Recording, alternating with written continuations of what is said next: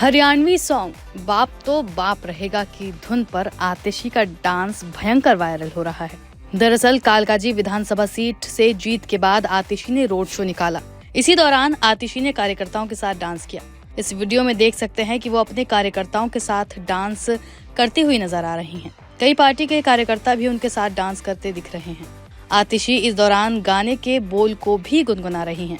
दिल्ली विधानसभा चुनाव के नतीजों में आम आदमी पार्टी की प्रमुख नेता आतिशी ने कालकाजी विधानसभा सीट पर अपनी जीत दर्ज की है। इस जीत से पार्टी को बीजेपी बहुमत वाली विधानसभा में अपनी आवाज को प्रभावी ढंग से उठाने का मौका मिलेगा। आतिशी ने बीजेपी के रमेश भिदोड़ी को 3,500 से ज्यादा वोटों से हराया है। जीत के बाद आतिशी ने क्या कुछ कहा, ये भी सुन लीजिए। मैं कालकाजी की जनता को बधाई देना चाहती हूँ, जिन्होंने बाहुबल के खिलाफ, धन बल के खिलाफ, गुंडागर्दी के खिलाफ अपना वोट सच्चाई को दिया, ईमानदारी को दिया, काम को दिया। और मैं आम आदमी पार्टी के एक एक कार्यकर्ता का धन्यवाद करना चाहती हूँ, जिनको कालकाजी में धमकियां मिली, उनको डराया गया, धमकाया गया, बच्चों को किडनैप करने तक भी धमकियां मिली, लेकिन आम परिवार की आम महिलाएं तक सच्चाई के लिए लड़ती रहीं। और यही खुशी आज आप यहाँ की सड़कों पे देख रहे हैं, क्योंकि गुंडागर्दी हार गई। आतिशी का ये वायरल वीडियो शेयर कर आम आदमी पार्टी की राज्यसभा सांसद स्वाति मालीवाल ने तंज कसा और कहा कि ये कैसा बेशर्मी का प्रदर्शन है। पार्टी हार गई, सब बड़े नेता हार गए और आतिशी ऐसे जश्न मना रही हैं। मेरे हिसाब से आतिशी मार्लेना जी को शर्म आनी चाहिए।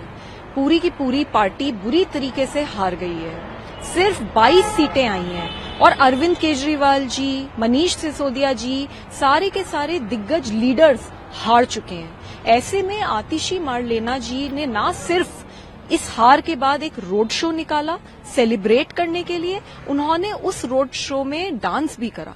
तो ये विजुअल्स बहुत चौंका देने वाले हैं। और आतिशी जी क्या सेलिब्रेट करना चाह रही हैं? पूरी की पूरी पार्टी की इतनी बुरी तरीके से हार को वो सेलिब्रेट करना चाह रही है। तो मुझे लगता है आतिशी जी को शर्म आनी चाहिए और सत्ता का इतना भी लालच नहीं होना चाहिए कि इंसान इंसानियत ही भूल जाए। आम आदमी पार्टी की हार पर बीजेपी ने भी चौतरफा वार किया है। किसने क्या कहा, ये भी देखिए। अगर उनकी पार्टी की मुख्यमंत्री जिस तरीके से डांस कर रहे हैं, इस डांस का इशारा क्या है, इसके मीनिंग क्या है, ये आप समझ सकते हैं कि इस पार्टी में क्या चल रहा है। इससे ज्यादा मैं कुछ कह नहीं सकता। लोग समझदार हैं कि कितनी जोर जोर से डांस कर रही हैं, रोड शो निकाल रही हैं और पार्टी पूरी तरह से गर्त में जा चुकी हैं। तो ये डांस क्या कहता है, इसका मतलब लोगों को उस डांस से निकालना चाहिए। क्या दर्द नहीं है उनको पार्टी? मालूम नहीं दर्द है या खुशी है, और दर्द किस तरह का है, खुशी किस तरह की है। मैंने कहा ना, वो तो डांस ही इस बात का जवाब दे सकता है कि इस डांस का मीनिंग क्या है, इस रोड शो का मीनिंग क्या है, इस जश्न का मीनिंग क्या है। भारतीय जनता पार्टी ने, हमारे प्रधानमंत्री नरेंद्र मोदी जी ने मुझको ये अवसर दिया था कि मैं नई दिल्ली से चुनाव लड़ूं। ऐसे ही हमारे दिल्ली के सारे विधायक जो बने हैं, नांगलोई से मनोज शौकीन जी, मुंडका से गजेंद्र दराल जी और सारे भारतीय जनता पार्टी के विधायकों को बहुत बहुत बधाई।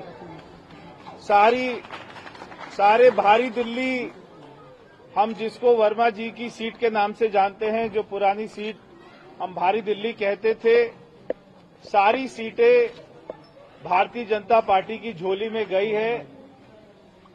एक बार फिर से 1993 वाली याद ताजा हो गई है। मैं पूरी भारी दिल्ली को, सारे गांव देहात को हाथ जोड़कर आपका धन्यवाद करता हूं कि आपने एक एक सीटें भारतीय जनता पार्टी को जिताई और हमारी सरकार बनी है। ये सरकार दिल्ली देहात के लिए अच्छा काम करेगी।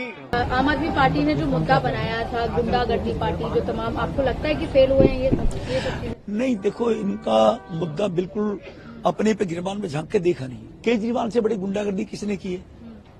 प्रशांत भूषण, कुमार विश्वास, योगेंद्र यादव, इनको जब पार्टी से निकाला गया तो कहा इनको तो लात मार के भगाना चाहिए था। कहां पे लात मार के? वो स्टेटमेंट देखो केजरीवाल कौन सी भाषा का उपयोग किया है। पुलिस के जवानों के लिए कैसी भाषा का उपयोग केजरीवाल ने किया है, एक मवाली भी नहीं करता है। मैंने कभी ऐसी भाषा का उपयोग नहीं किया होगा। और देश के प्रधानमंत्री के बारे में कैसी भाषा का उपयोग केजरीवाल जी ने किया है। भारत की सीमा पर प्रहरी हमारे सैनिक पुलवामा में अंदर पाकिस्तान को जाके सैनिकों को ठोका है उन्होंने, उनके लिए सबूत मांगने का काम केजरीवाल ने किया है। ये देशद्रोही वाली मानसिकता है। तो भारत विरोधी इनकी सोच है। ये अर्बन नक्सलाइट टाइप के लोग हैं। मुख्यमंत्री की चूज कौन रही है? मुख्यमंत्री की चूज वो रही है जिनके परिवार ने अफजल गुरु की माफी, जो संसद पार्लियामेंट के अंदर अटैक टेररिस्ट था, उसको माफ किया जाना चाहिए। उसकी कोई अगर मर्सी पिटीशन डाली तो आतिशी जी के मदर फादर ने डाली थी। पार्टी कोई बड़ी जिम्मेदारी देती है तो क्या कहेंगे सर? मेरे लिए बहुत बड़ी जिम्मेदारी है। 3 बार विधायक मुझे बनाया, 2 बार सांसद बनाया। इससे बड़ी जिम्मेदारी पार्टी को क्या देगी? देश के अंदर 145 करोड़ लोग हैं, राजनीति में 10,000 लोग हैं, और मैं उन 10,000 लोगों में से पार्टी ने मुझे बना रखा है। तो इससे बड़ी मेरी क्या पार्टी जिम्मेदारी देगी? 48 सीट के साथ भारतीय जनता पार्टी की सरकार बनना, मैं सुबह भी कहा था कि नरेंद्र मोदी जी के गारंटी, जिसके पूरी होने की भी है गारंटी, उसको जो आज विश्वास दिया है दिल्ली की जनता ने, उसको हम कोटि कोटि आभार प्रकट करते हैं। और अब हम कार्य करेंगे।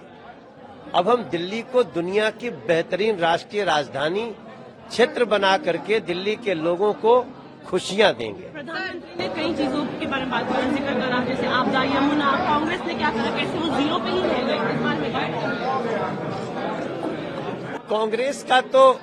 कांग्रेस को आगे कैसे रहना है, क्या सीखना है, उन्होंने भी इशारा किया। उन्होंने कहा कि आजादी वाली कांग्रेस अब नहीं रही, अब ये अर्बन नक्सलियों के सिद्धांतों पे चल रही कांग्रेस है, और कांग्रेस से देश को मुक्त कर देगा। ये जीत माननीय प्रधानमंत्री जी के नेतृत्व में विकास की और विश्वास की जीत है। दिल्ली की जनता ने माननीय प्रधानमंत्री जी के विकास को एक तरह से आत्मसात किया है और भरोसा जताया कि दिल्ली भी विकसित राजधानी बनेगी तो नरेंद्र मोदी के नेतृत्व में बनेगी। ये उनकी जीत है। सर, लगातार आप लोग जो बात कर रहे थे भ्रष्टाचार की, अरविंद केजरीवाल के तमाम जो मुद्दे उठाए जा रहे थे, चाहे यमुना का हो या साफ सफाई प्रदूषण का हो, क्या लगता है उन मुद्दों पर दिल्ली की? देखिए, हमने अरविंद केजरीवाल को पहले दिन से इन्हीं मुद्दों पर घेरा था। हमने भ्रष्टाचार की बात की, जल बोर्ड के करप्शन की बात की, शीश महल की, शराब घोटाले की, वो जवाब नहीं देते थे। हमने गंदे पानी की बात की, वो जवाब नहीं देते थे। हमने टूटी सड़कों की बात की, साफ सफाई की बात की, वो बिल्कुल जवाब नहीं देते थे। तो पूरी तरह से अरविंद केजरीवाल इन मुद्दों से भाग रहे थे और हमने अपने मुद्दों को छोड़ा नहीं। हमने ये तय किया कि अरविंद केजरीवाल को जवाब देना पड़ेगा, और दिल्ली की जनता ने इन्हीं मुद्दों पर मोहर लगाई। भ्रष्टाचार से तंग आकर दिल्ली की जनता ने उन्हें बाहर किया।